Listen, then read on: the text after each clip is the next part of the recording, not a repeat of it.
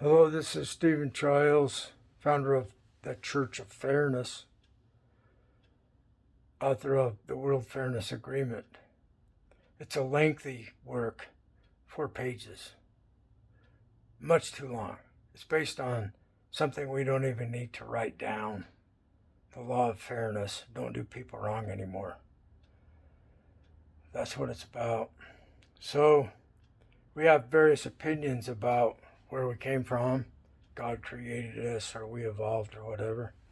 So Bernardo Kastrup, he's got a book coming out on the Daimon and the Western world. So he has a daemon, and it largely guided him to write books about idealism, saying that consciousness is fundamental.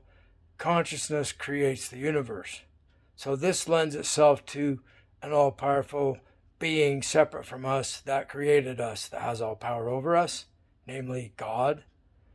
And a God can be tyrannical or loving. But anyway, I was reading where the daemon in Greek mythology, one of them was Zeus. So that's the father of the gods. That lends itself to comparison with the Father God in Christianity. And so there's like this burning sensation in the chest or something that people that have a daemon experience when it enters them and shows them of its existence. And the LDS religion says that ask if this church is true and you'll get a burning in the bosom showing you that it's true. So the people in the Mormon church are connected to this daimon that Bernardo Kastrup is talking about. There's various different entities. So he says it's a non-personal entity.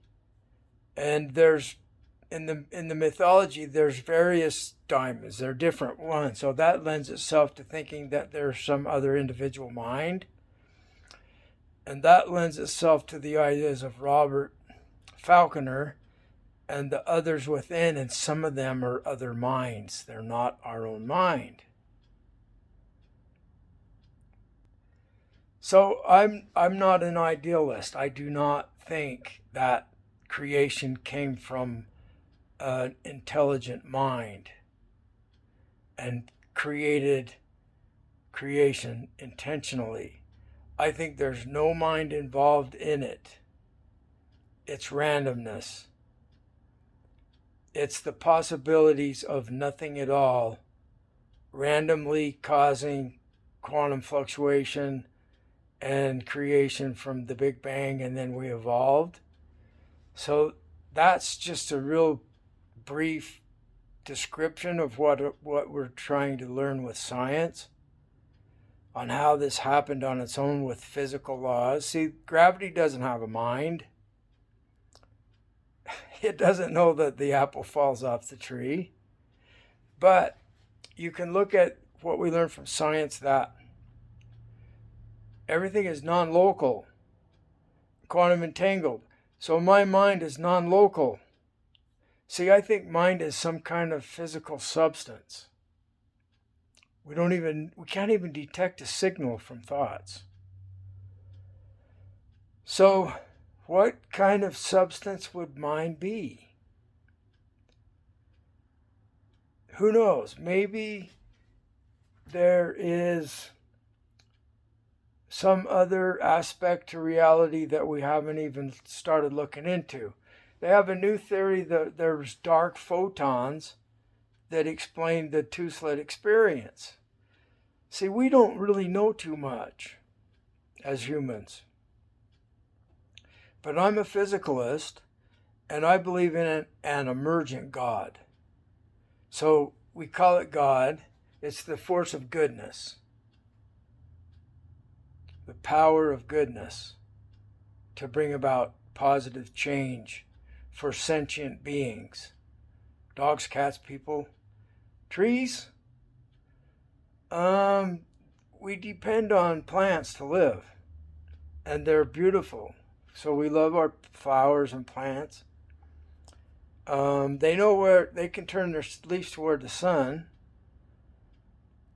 Does this mean they're conscious? No. Does it mean they feel pain? No. So, I'm